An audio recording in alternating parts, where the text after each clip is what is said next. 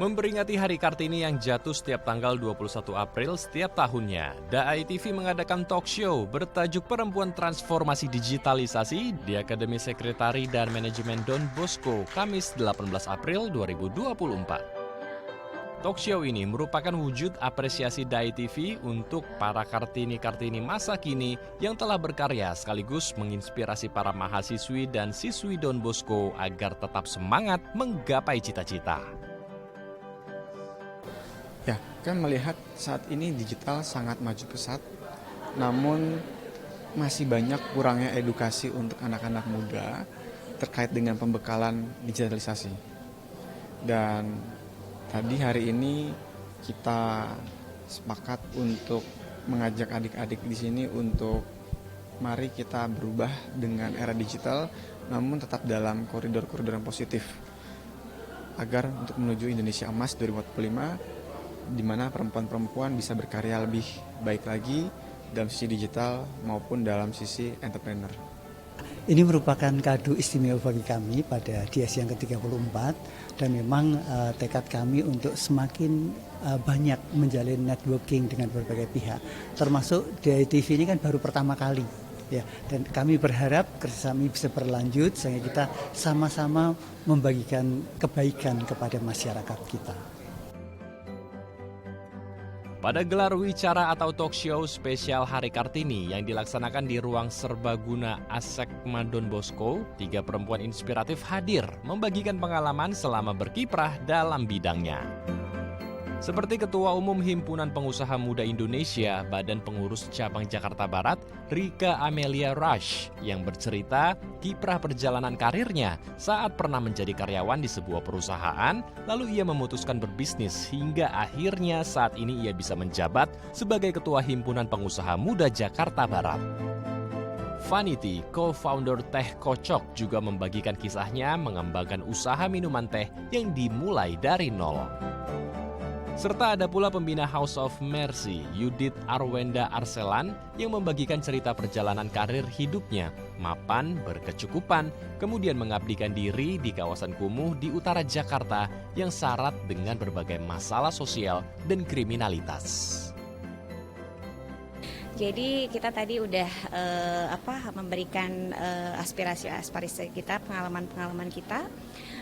Mudah-mudahan para murid-murid bisa termotivasi, bisa menjadi perempuan-perempuan terbaik, versi Kartini terbaik, bisa berkarya, dan sebelum menjadi pengusaha bisa berpengalaman dulu untuk menjadi pegawai negeri atau pegawai swasta, mencari pengalaman, atau mau terjun langsung sebagai pebisnis juga boleh, tapi harus tahu mencari partner yang tepat. Saya berpikir acaranya bagus sekali ya, apalagi temanya itu khusus untuk perempuan dalam rangka Hari Kartini pula, jadi itu klop banget gitu. Jadi tadi semoga sharing saya hari ini bisa menginspirasi adik-adik sekalian di sini. Tadi ya pengalamannya sungguh luar biasa. Tadi juga dari pertanyaan-pertanyaan adik-adik Don Bosco juga sepertinya mereka sangat antusias ya untuk menjadi pebisnis wanita di masa depan gitu. Jangan menyerah, jangan gampang menyerah, pasti. Apapun kondisinya, nggak usah usaha, nggak usah apa yang kayak seperti yang saya lakukan, apapun, hal kecil apapun itu pasti akan ada temboknya. Apapun yang kita lakukan itu pasti ada batasannya, ada temboknya. Orang-orang tahu kok manusia itu terbatas. Tapi bagaimana kita bisa bangkit lagi? Gimana kita ingat lagi nih kenapa kita bisa sampai sejauh ini? Apa alasan kita pertama sampai kita mau melakukan ini? Kembalikan lagi. Dan kita juga harus punya trigger, harus punya satu hal yang buat kita tetap semangat, satu pemicu. Jangan ketika kita udah capek, ketika kita udah lelah, kita mau give up mungkin, mau menyerah, kembali lagi ingat trigger kita awal untuk bisa sampai sejauh ini, untuk kita mau mulai ini, itu yang buat kita kembali bangkit. Cerita dari ketiga Kartini masa kini membawa pesan positif kepada para peserta gelar wicara, bahwa setiap perempuan dipacu untuk meningkatkan kapasitas kemampuan diri agar dapat berdaya, berkarya di tengah masyarakat. Sebagai perempuan kita perlu belajar mengenai transformasi digitalisasi dan bagaimana kita bisa membangun suatu usaha dan bersosialisasi. Juga salah satu narasumbernya itu ada Bu Yudit ya, itu beliau sebagai salah satu founder dari Home sangat menginspirasi bagi saya.